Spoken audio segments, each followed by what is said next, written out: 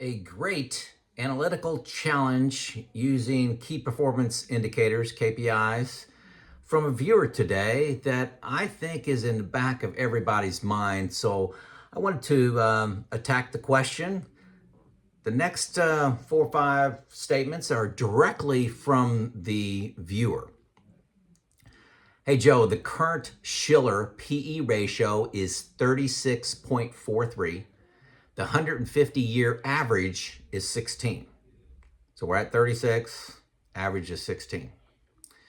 The S&P 500 is currently at 56.48 and at a PE ratio of 16, which, the 150-year average of the Shiller puts the expected price somewhere around 24.50. So let's just say less than half of where we're currently at. The 150-year Shiller median earnings is 6.25%. An S&P 500 of 2450, using the historical average of 150 years, and using the 6.25% annual earnings for the next 10 years would be a price somewhere near 45.46 versus where we're currently at 56.48. That's a growth rate over the next 10 years of a minus 2.17%, excluding dividends. So let's just say 0, okay? A lot there to swallow, okay? And, well, here's the question. Have you factored this into your bucket 3 growth account, Joe? The data, regardless of if you understand these numbers, is just screaming the market is overvalued. Can you say crash, okay? Before you tune out, I got another Alaska video here. This one's from Denali National Park. My wife walking across a suspension bridge across the river. Very beautiful, typical Alaska backcountry scene. So it's important you understand what the Shiller PE ratio is. It's a cyclically adjusted price to earnings, think CAPE ratio, C-A-P-E, is a valuation measure developed by economist Robert Shiller. It is used to assess whether the stock market is overvalued or undervalued by comparing current prices to the average earnings over the past, it's very important, 10 years adjusted for inflation. So looking at the earnings over the last 10 years of a company, factoring out inflation, what's the price to earnings ratio? That's what the Shiller is doing. It's looking beyond current state today. What's the price to earnings ratio today? That's what most people are commonly used to hearing. What's the PE ratio today? This Shiller looks at a longer period of time, over 10 years. And quite honestly, the data is screaming, it's overvalued. 36.43 versus a historical average somewhere around 16. So that's quite concerning if you're looking at all the KPIs. Now the standard PE ratio, price to earnings ratio with current profits and current prices. This was a June article I saw, so it's a little bit out of date, but it's a good article. The PE ratio of the Magnificent Seven, which the top stocks, this is the Nvidias, the Apples, the Facebooks, Meta, all those, it's around 30. So the Magnificent Seven are driving up the PE ratio. They're about 30. The combined PE ratio of everything is around 22, the S&P 500. The mediocre 493. How would you like to be in the mediocre 493? Their PE ratio is close to 19, something a little closer to a historical average. So the Magnificent Seven is pulling things up. Everybody knows that. Those 7 stocks represent somewhere around 30% of the total profits of the S&P 500. So a little history. December 2001. This is going to be important. December 2001 was the peak of the tech bubble, as I found for PE ratios. The PE ratio was 46.17. So we're quite a bit less than that. We're around 22. So it was at 46.17. And in September 2006, so let's just say, 5 years later, it was 17. So it went from 46 to 17. That was rough to live through. Okay. I remember not looking at my 401k for about 10 years during this time period. Quite the ride down. Just keep your head down, keep putting money in, actually put money in at a discount on sale. But when you're retired, it's a totally different game. Bear markets aren't, I'm not investing in my 401k anymore, my IRA. I'm not putting any more money in. So I'm not buying low anymore. The question from the viewer is this time different? You hear this a lot. My answer is no. Second question, will I be pulling money out of the stock market given today's gross overvaluation? No. Okay, and let me explain why I arrived there and what my plan is. I clearly remember the tech bubble and the bust. Everyone was extremely euphoric about the internet and about computers. And you could not lose if you had .com behind your name. These were companies that, to use business lingo, is they had a hockey stick projections. They were flat for the next 5 years, and then boom, it's going to take off. So flat, boom, take off. That looks like a hockey stick. And that's what, they weren't making any money, but their projections were just huge. And everybody said, you can't lose, this time is different. Nobody was making money. Very few of them had any products. They just had ideas that they were looking at. Today, the Magnificent Seven, these, the Microsofts, the Apples, the Metas, the Nvidias, Amazon, they're driving up the markets. They're driving up the market, and they're profitable with great products. Everybody knows Apple products. Everybody, most people use Facebook. Most people use Amazon. I'm using Microsoft right now. They have great products, and they're projected to keep making money. They are making money. They have a lot of cash. They're doing a lot of investing. They're profitable, and they're projected to dominate the markets they're in.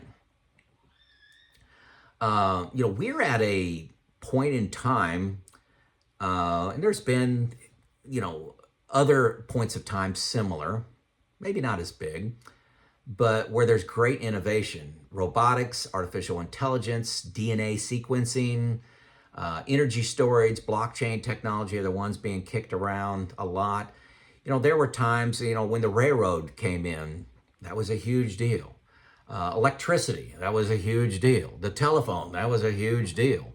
There were other points of time in innovation, but computers are really starting to get traction now, as opposed to, around 2000. Yeah, they were getting traction, but most of them were in the form of ideas of how that was going to turn into great products. Now you got companies making great products, getting great returns, and are projected to dominate. I think maybe some higher valuations may be warranted, perhaps. Also, another factor, and I just watched a video on this. I thought it was very thought-provoking. Talked about how index investing, which a lot of us do, we invest in indexes, the S&P 500. You're working, all my kids just pumping money into the S&P 500. Regardless of price, they're just buying it every month. A lot of people doing that, okay? That wasn't the case 40 years ago. So is this time going to be a little different? Maybe.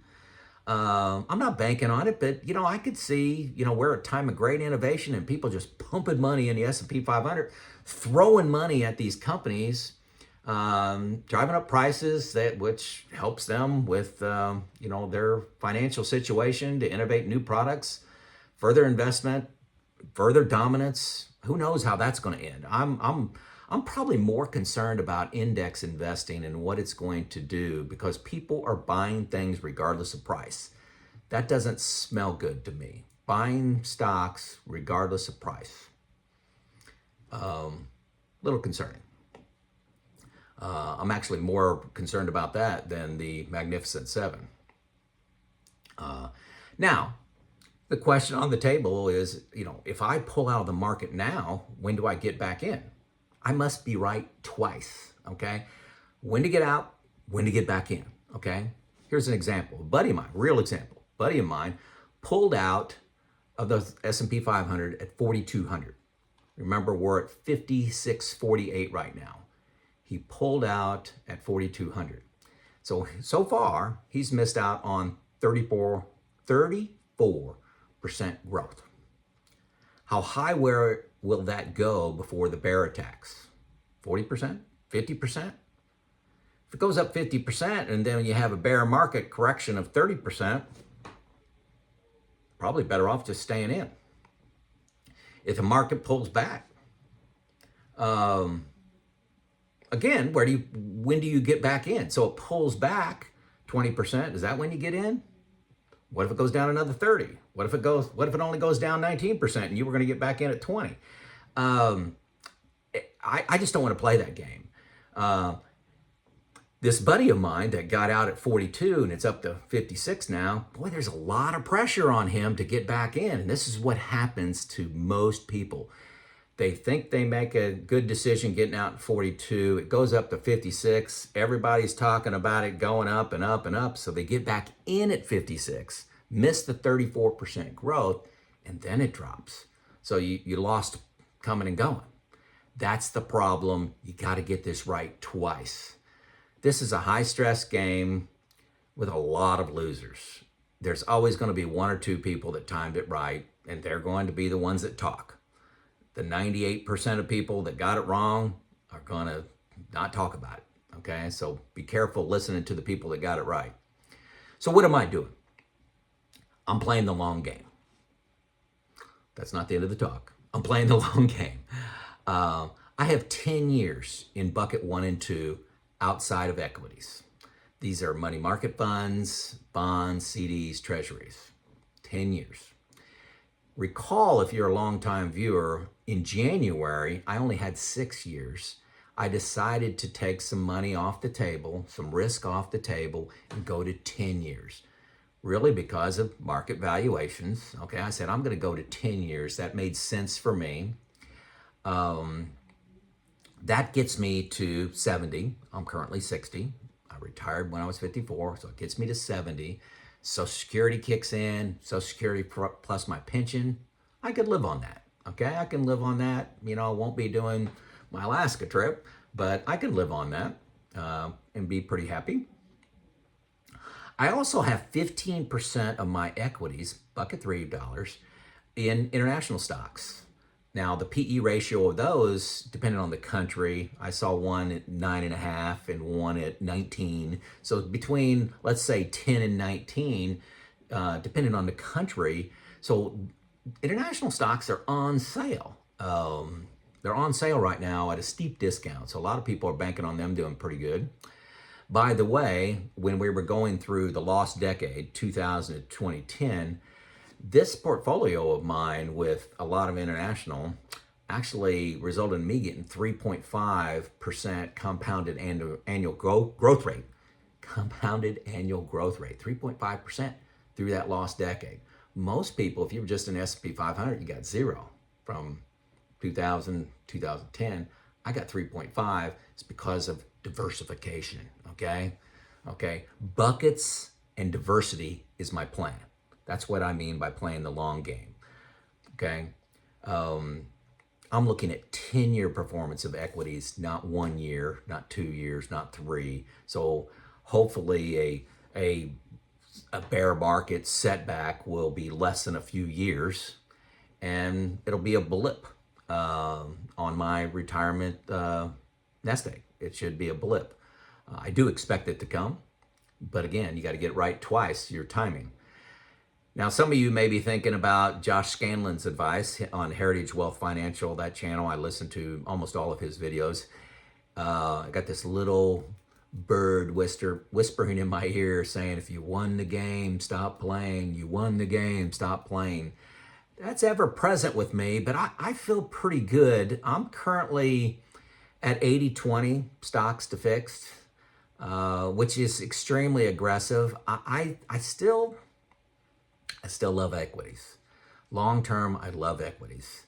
I feel great about the human experiment and human capability of making things better, more efficient, finding new innovative products, and I'm doubling down on them. But I still have a lot of fixed that can carry me. It's not going to carry me 10 years into Social Security. If I'm wrong, I still have a great retirement. Okay, if I'm wrong for 10 years, I still got a great retirement. Okay, so let me know if I'm crazy in the comments. Tell me what you're doing. What are you doing? I may change what I'm doing because of a comment you make. I read 100% of the comments. I love them. I love the stories. I love the creative things you're doing. Everybody is different. There's really not a right or wrong answer, but please let me know in the comments what you're doing, especially if it's different. I'd love to be convinced this question is spot on. Also, hang on for that Alaska video of a Denali River, and you get a view of my wife crossing a suspension bridge. This is Joe out. Place on a suspension bridge. Who's shaking for? We're in Denali National Park.